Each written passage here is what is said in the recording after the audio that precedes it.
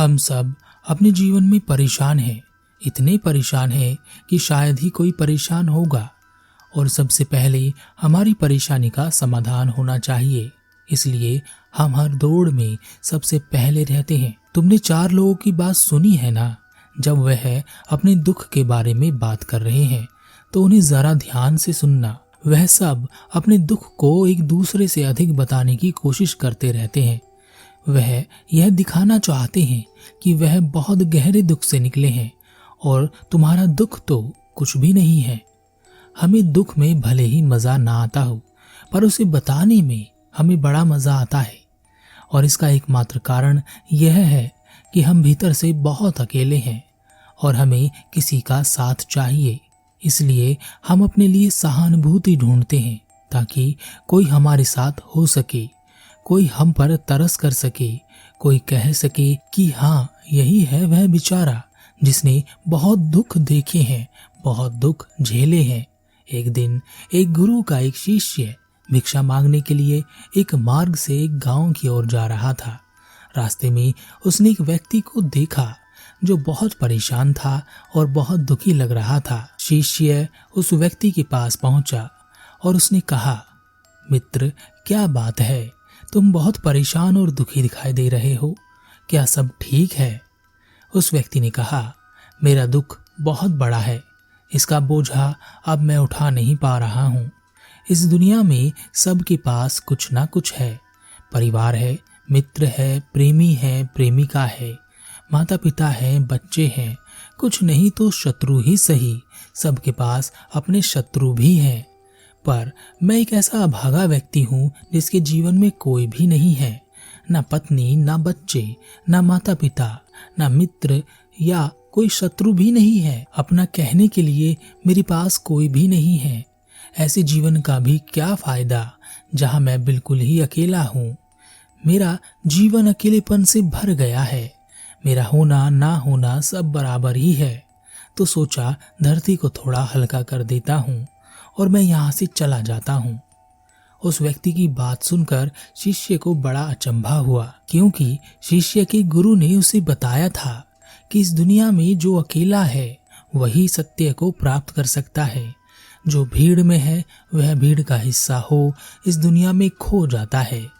उस व्यक्ति को अपने साथ लेकर वह शिष्य अपने गुरु के पास पहुंचा और गुरु को सारी बात बताई। तब शिष्य ने कहा, गुरुदेव, मेरी समझ में यह बात नहीं आ रही कि जो अकेला है वह भी दुखी है। आप कहते हैं कि जो भीड़ में है वह भीड़ का हिस्सा होकर खो जाता है, और आप हमें अकेले होने की ही साधना कराते हैं। जब इस व्यक्ति के जीवन में अकेले होने पर इतना दुख है, तब क्या जब हम अकेले हो जाएंगे तो हमारे जीवन में भी दुख होगा? और अगर अकेले होने से सुख मिलता है तो यह व्यक्ति अवश्य ही सुखी होता। गुरु मुस्कुराए और गुरु ने कहा, इसका जवाब तुम्हें अभी नहीं मिलेगा और समय आने पर तुम्हें इसका जवाब खुद से मिल जाएगा, परंतु इससे पहले हम इस व्यक्ति की समस्या का समाधान करते हैं। गुरु ने उस व्यक्ति से कहा, क्या तुम कुछ कमा लेते हो? क्या तुम शादी करके उस लड़की का ख्याल रख सकोगे जिससे तुम शादी करोगे? व्यक्ति ने कहा, हाँ गुरुदेव, मैं अच्छा खासा कमा लेता हूँ, इतना कि अपनी पत्नी और बच्चों का अच्छे से ख्याल रख सकूं। गुरु उस व्यक्ति को एक ऐसे व्यक्ति के पास लेकर गए जो बहुत ही गरीब था और अपनी लड़की का विवाह करना चाहता था, परंतु अपनी गरीबी के कारण वह ऐसा नहीं कर पा रहा था। गुरु ने उस व्यक्ति का विवाह उस लड़की के साथ कर दिया। अब उस व्यक्ति की समस्या का समाधान हो चुका था। अब वह अकेला नहीं था। शिष्य उस समय का इंतजार कर रहा था जब उसे उसके प्रश्नों के उत्तर मिले। 2 वर्ष बीत चुके थे। एक दिन वह शिष्य एक मार्ग से भिक्षा मांगने के लिए जा रहा था। रास्ते में उसने देखा कि एक व्यक्ति बहुत दुखी और परेशान दिखाई दे रहा है। शिष्य उस व्यक्ति के पास पहुंचा और कहा, मैं तुम्हें पहचानता हूं। अब से 2 वर्ष पूर्व भी तुम बहुत दुखी और परेशान थे। तब तुमने कहा था कि तुम बहुत अकेले हो, इसलिए बहुत दुखी हो और परेशान भी हो, परंतु अब तो तुम अकेले भी नहीं रहे। तुम्हारी पत्नी है, एक छोटा बच्चा भी है। तब क्या अभी तुम्हारे जीवन में खुशी नहीं आई है? तुम तो आज भी दुखी और परेशान लग रहे हो। व्यक्ति ने कहा, जब मैं अकेला था तब मैं इतना दुखी नहीं था जितना कि अब मैं हूँ। जीवन अकेला ही सही था। अकेला व्यक्ति सुखी रहता है। पता नहीं क्यों मैंने अपना वह जीवन छोड़कर इस जीवन को अपना लिया है। यहाँ न सुख है न शांति है, बस कुछ न कुछ पूरा करने का दबाव बना रहता है। अपना जीवन तो जैसे खो गया है। शिष्य को अब यह बात समझ नहीं आ रही थी कि इस दुनिया में अकेले रहना अच्छा है या भीड़ के साथ। शिष्य उस व्यक्ति को लेकर गुरु के पास पहुंचा और गुरु को सारी बात बताई। गुरु ने उस व्यक्ति से कहा, तुम्हारी सारी समस्याओं का समाधान हो जाएगा, परंतु उसके लिए तुम्हें आने वाले 5 साल तक सही प्रकार से अपना जीवन जीना होगा। गुरु की यह बात सुनकर उस व्यक्ति को तसल्ली मिली और वह वहां से वापस घर चला गया। शिष्य ने गुरु से कहा, न अकेला व्यक्ति सुखी है, न परिवार में रहने वाला व्यक्ति सुखी है, तो इस दुनिया में कौन सुखी है? गुरु ने कहा, तुम अपनी साधना पर ध्यान दो। तुम्हारे प्रश्न का जवाब आने वाला समय अपने आप देगा। शिष्य के मन में बेचैनी रहने लगी। वह सोचने लगा कि गुरुदेव उसके प्रश्न का जवाब क्यों नहीं दे रहे हैं।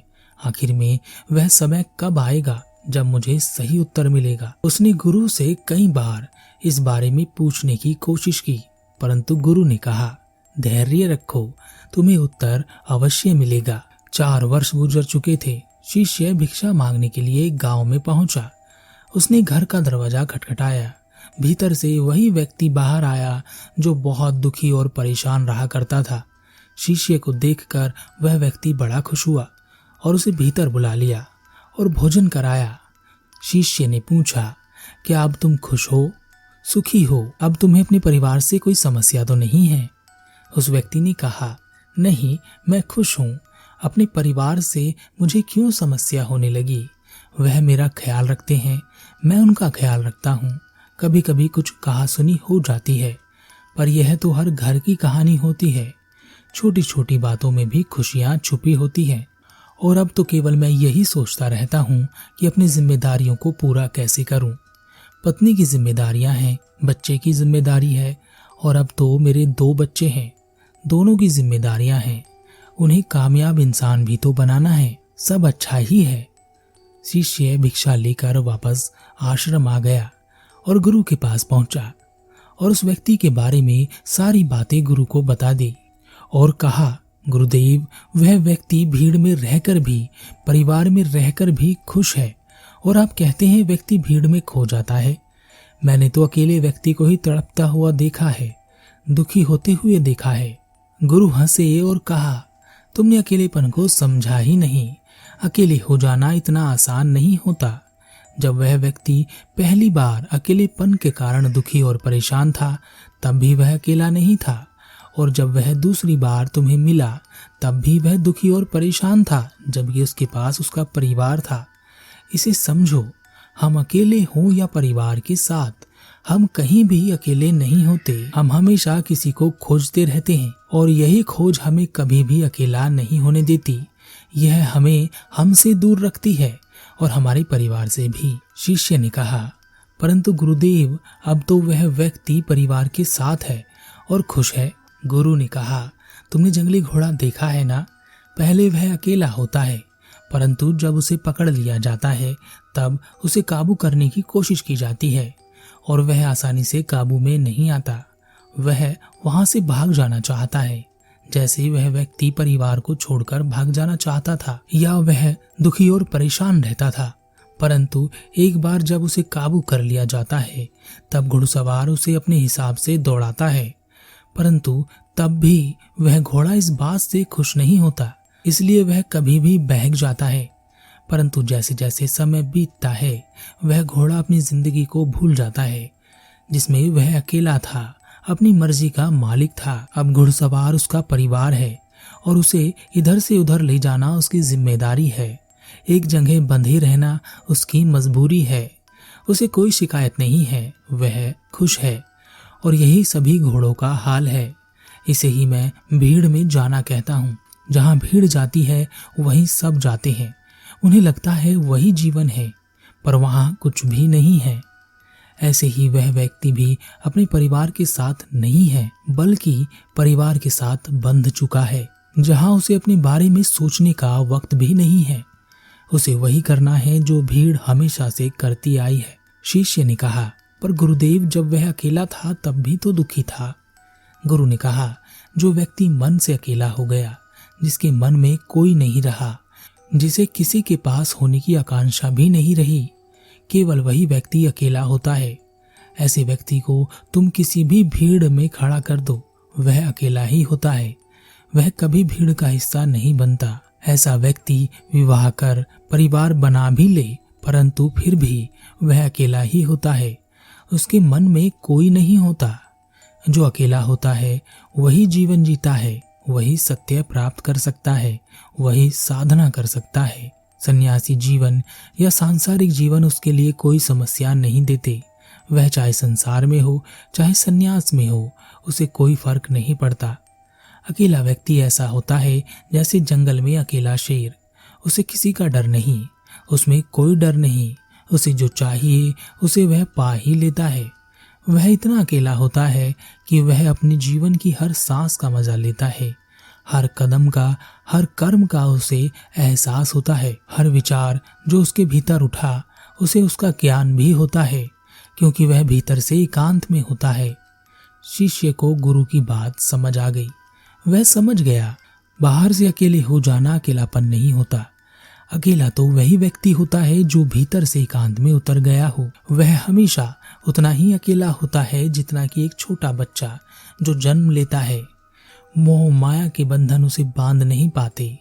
वह कभी किसी रिश्ते में नहीं बंधता, भले ही वह किसी रिश्ते को निभा रहा हो, फिर भी उस रिश्ते के लिए उसके मन में कभी मोह पैदा नहीं होता। वह कभी किसी रिश्ते से नहीं चिपकता, वह अकेला ही रहता है। जो साधना करते हैं, ज्ञान पाने के लिए तप करते हैं, उनकी यात्रा भी अकेले होने की ही होती है। जब वह अकेले हो जाते हैं तभी उन्हें सत्य के दर्शन होते हैं। इस दुनिया में औरत के पास ही एक ऐसी शक्ति है कि वह पुरुष को काबू कर सकती है, जैसे एक घुड़सवार घोड़े को काबू कर लेता है। इसलिए सभी पत्नी अपने पति को काबू करने में लगी रहती हैं और अंत में वह उसे काबू कर ही लेती हैं। और ठीक इसी प्रकार पुरुष के पास भी ऐसी ही शक्ति होती है कि वह किसी भी कीमत पर औरत को काबू करना चाहता है, और हमेशा से वह ऐसा ही करता आया है। पति पत्नी को काबू कर लेना चाहता है। यह एक दूसरे को काबू करने की प्रवृत्ति ही परिवार है, और यही यहाँ का प्रेम है। इसी को यह सब लोग प्रेम और परिवार के साथ जोड़कर देखते हैं। संसार ऐसे ही चल रहा है, और जिससे जन्म होता है अशांति का, दुख का, परेशानियों का, समस्याओं का। इसी कारण यहाँ इस दुनिया में सभी एक दूसरे के पास हैं, लेकिन एक दूसरे से बहुत दूर हैं। परंतु जो अकेला है वह सबसे दूर है, परंतु उससे नजदीक कोई किसी के नहीं रहता।